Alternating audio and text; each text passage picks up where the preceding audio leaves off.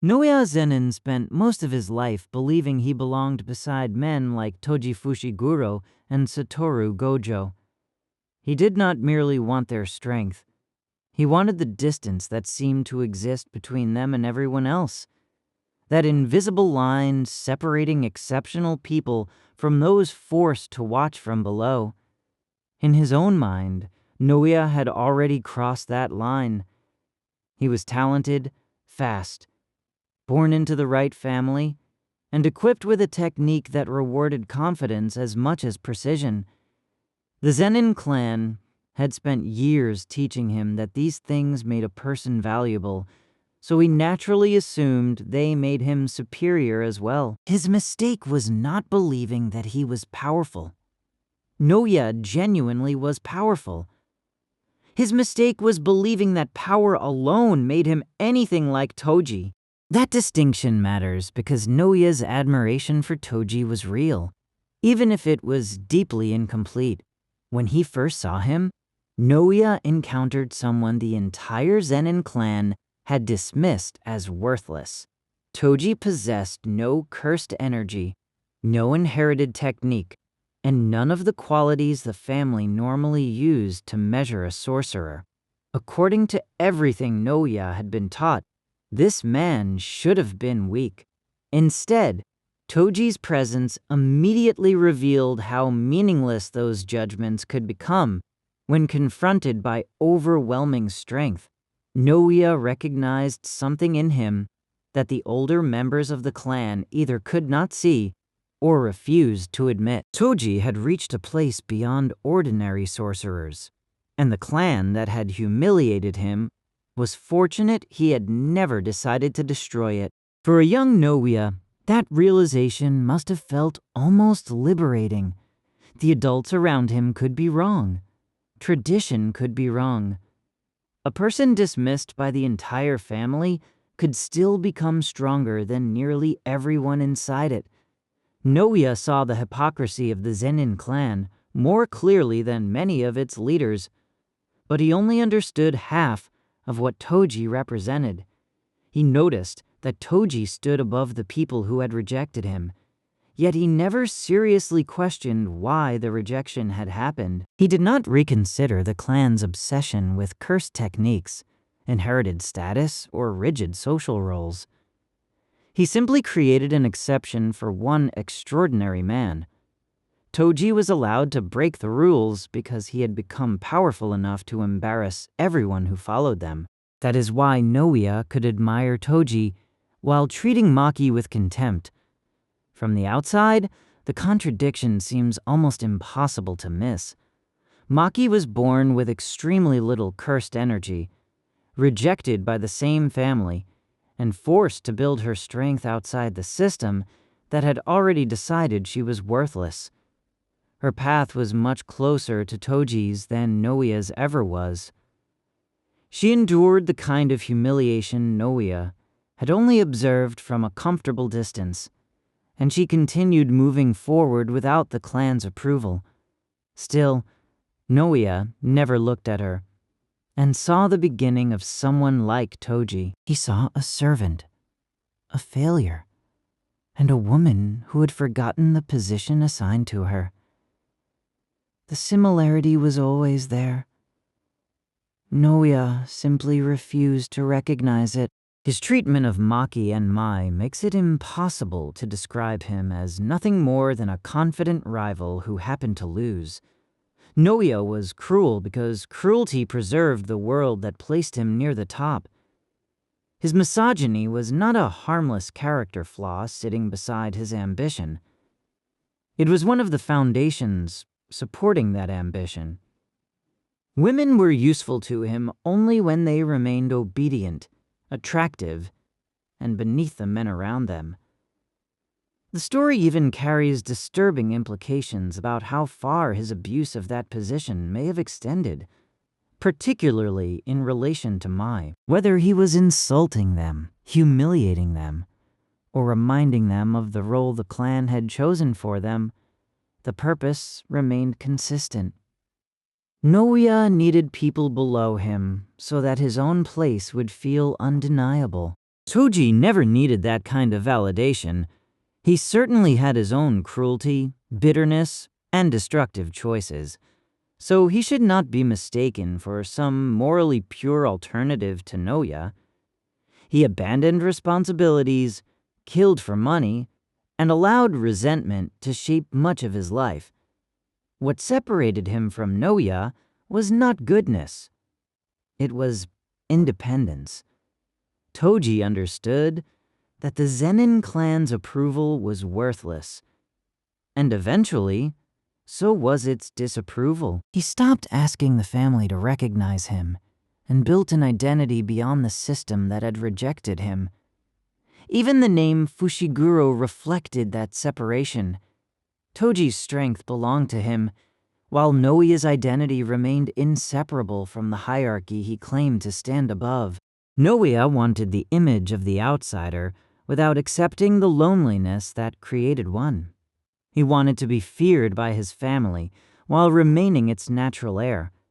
He wanted to believe he had surpassed the clan while still benefiting from its name, authority, servants, and inherited techniques.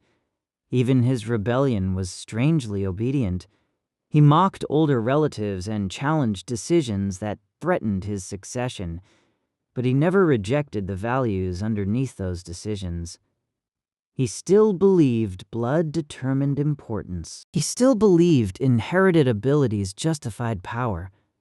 He still believed the Zenin name placed him above ordinary people. Toji had been thrown outside the structure and discovered that he could survive without it. Naoya stayed inside and decorated his cage like a throne.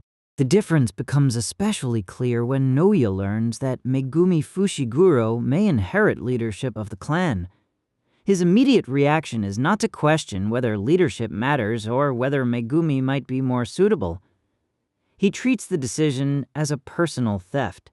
In his mind, the position already belongs to him because he is Naobito's son, the leader of the Hei, and the strongest candidate who has spent his life expecting the reward.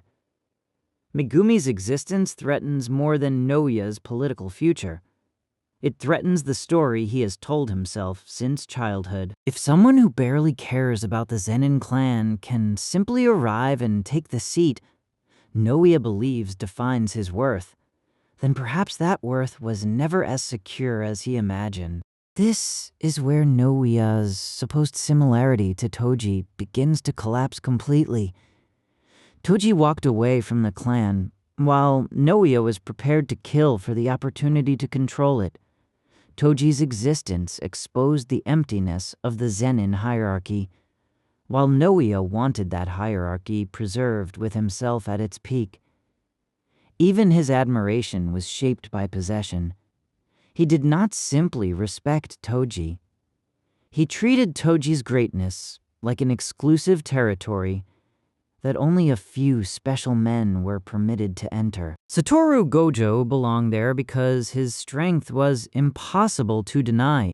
Naoya believed he belonged there because his ego could not imagine any other destination. When Maki approached that same territory, however, his first instinct was not wonder. It was outrage.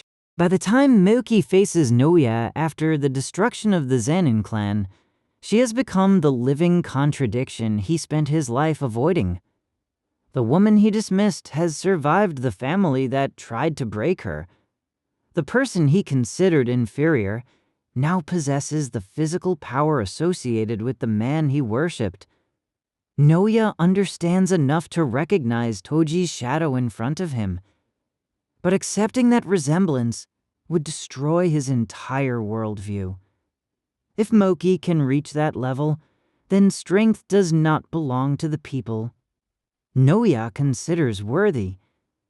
The hierarchy was never natural. The categories separating men from women, sorcerers from failures, and heirs from servants were simply rules enforced by people who benefited from them. During their fight, Naoya initially appears to have every reason to remain confident. Projection sorcery allows him to move at extraordinary speed, and his experience gives that speed structure rather than turning it into reckless movement. He studies opponents, builds momentum, and tries to impose the rhythm of his technique on the entire battlefield. This is not a weak man pretending to be dangerous. Naoya is skilled enough to make his arrogance understandable, which is precisely why his defeat works so well. He does not lose because the story suddenly reveals that he was a fraud. He loses because his genuine talent is trapped inside a mind incapable of respecting the person in front of him. Maki defeats more than his technique. She defeats the assumptions guiding it. Naoya can calculate movement, acceleration, and timing, but he cannot correctly calculate her, because he refuses to revise what she means to him. She is still the rejected Zenin girl, even when her strength demonstrates otherwise. She is still someone who should remain behind him, even as she survives his fastest attacks. His inability to acknowledge her is not only emotional, it affects how he reads the battle. A fighter who believes an opponent is fundamentally beneath him will interpret resistance as temporary, improvement as luck, and danger as an insult rather than useful information. Naoya sees what Maki is doing, but pride prevents him from understanding what he is seeing.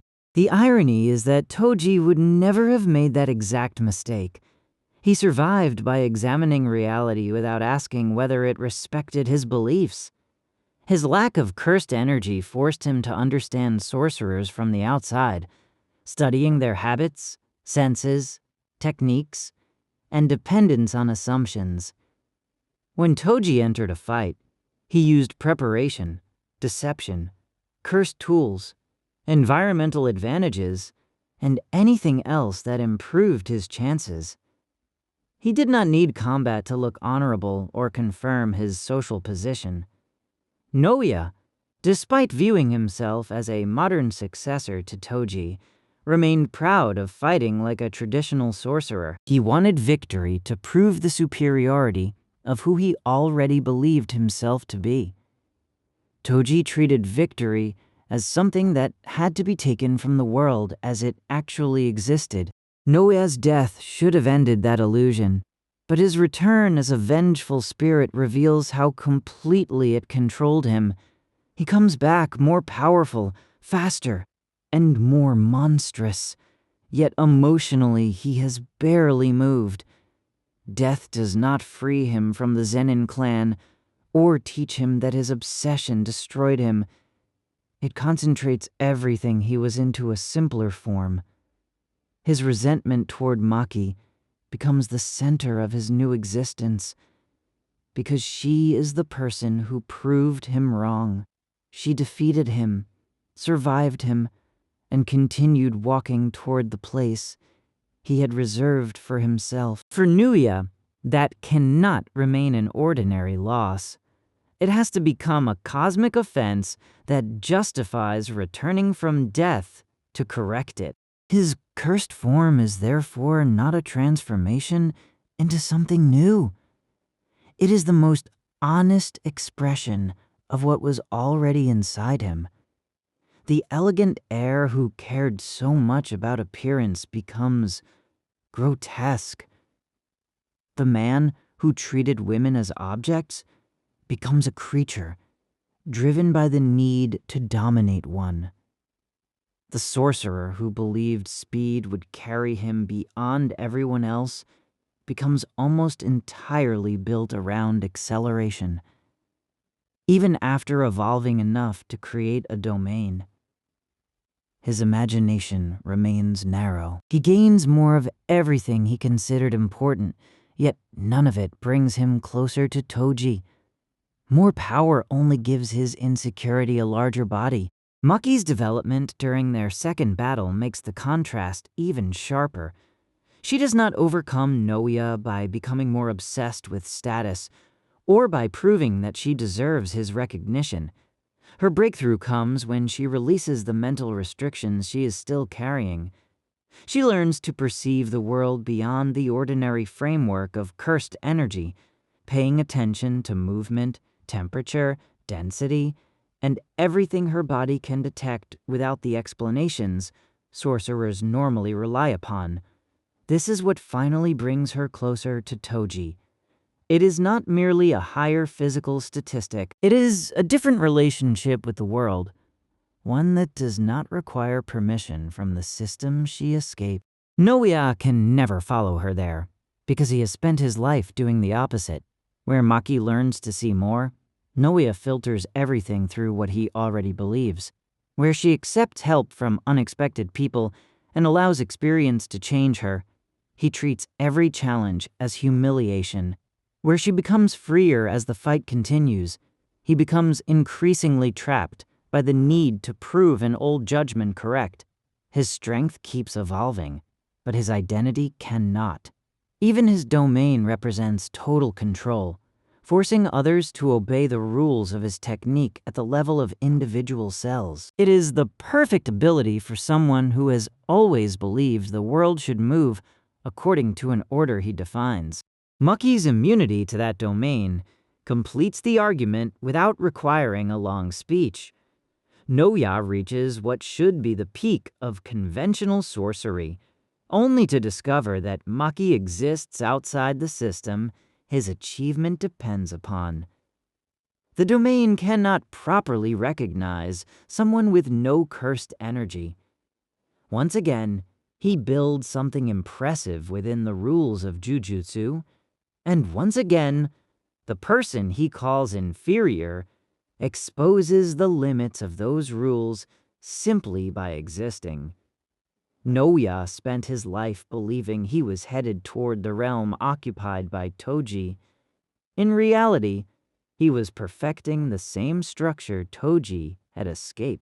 This does not mean Toji and Maki are identical, or that either of them should be reduced to a simple symbol of freedom. Toji remained emotionally wounded by the clan long after leaving it, and his desire to prove something against Gojo contributed to his death. Maki's path also contains grief, rage, and choices that cannot be separated from what happened to Mai. Their freedom is complicated, and neither character becomes empty of pain after rejecting the Zenin family. The important difference is that they are capable of moving beyond the identity the clan assigned them. Naoya cannot imagine himself without that assignment, because unlike them, his assigned role was comfortable.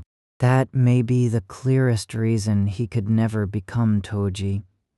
Naoya believed suffering was evidence of weakness because he had rarely been required to survive it himself. He could observe Toji's scars and admire the strength that emerged from them, but he did not understand the cost of being rejected before anyone knew what you might become. He liked the final image without respecting the journey. When Maki began following a similar path, Naoya contributed to her suffering rather than recognizing her potential. He wanted another Toji only in theory. In reality, he needed every possible successor to remain beneath him. Naoya was right about a few things. The Zenin clan had underestimated Toji.